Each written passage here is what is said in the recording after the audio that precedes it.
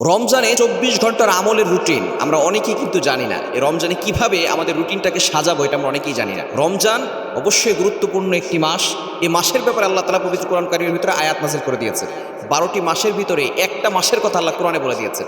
২ নম্বর পারা ৭ নম্বর পৃষ্ঠার ১ নম্বর লাইন, সূরা বাকারা ১৮৫ নম্বর আয়াত, শাহরু রমাদানাল্লাযী উনজিলা ফীহিল কুরআন।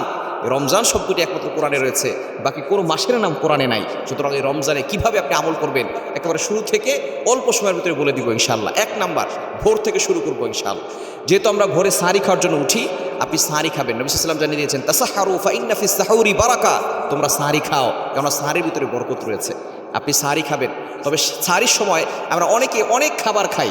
আপনি ভারী খাবার না খেয়ে, বিশেষ করে মশলাযুক্ত খাবার, চর্বিযুক্ত খাবার, এগুলো না খেয়ে আপনি যেটা সাধারণ খাবার সেটা খাওয়ার চেষ্টা করবেন এবং আপনি খেজুর খাওয়ার চেষ্টা করবেন। খেজুর খাওয়া সুন্নত।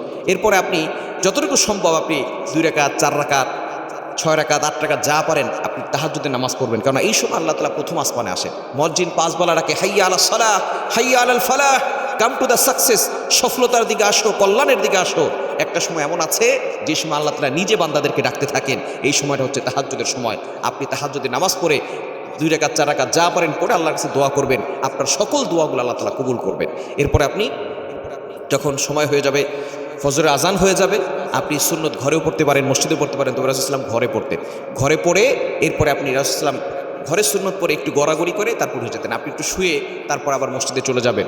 এরপরে আপনি ফজরের নামাজ পড়ে, তারপরে আমরা অনেকেই নামাজ পড়ে ঘুমিয়ে যাই, আপনি ঘুমাবেন না। ফজরের নামাজ পড়ে আপনি একটু জিকির আজকার করবেন, মাসনুন দোয়াগুলো পড়বেন। এরপরে যখন সূর্য উদয় হবে তখন আপনি ইশরাকের ২ রাকাত নামাজ পড়বেন। এভাবে যদি আপনি নামাজ পড়তে পারেন ইশরাকের ২ রাকাত নামাজ, আল্লাহ তাআলা একটা পূর্ণ উমরা করার সওয়াব আপনার আমলনামায় দিয়ে দিবেন।